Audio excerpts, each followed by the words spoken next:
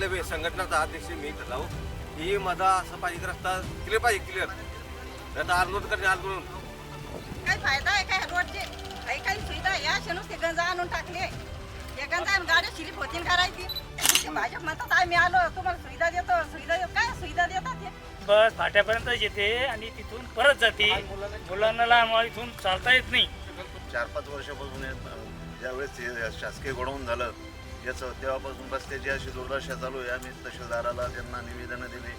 तहसीलदार म्हणतो की तुम्ही याच्यामध्ये हस्तक्षेप केला तर तुमच्यावर 353 नुसार त्याच्यानुसार कारवाया करू, तुम्हाला आत टाकू.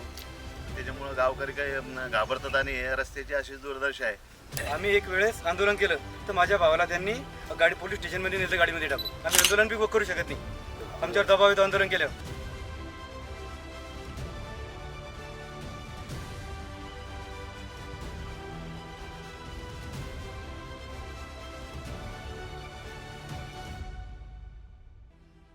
बसखेड या गावामध्ये आज आलो असताना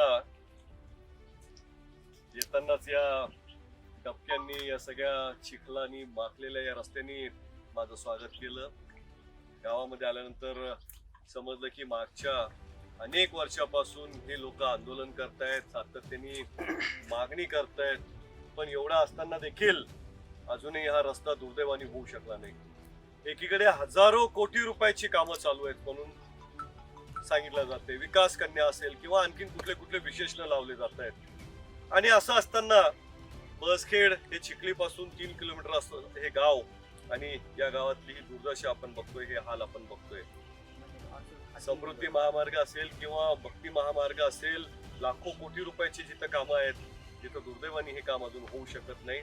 लोक आंदोलन करतायत तर आंदोलनकर्त्यांना देखील जेलमध्ये टाकलं जाते.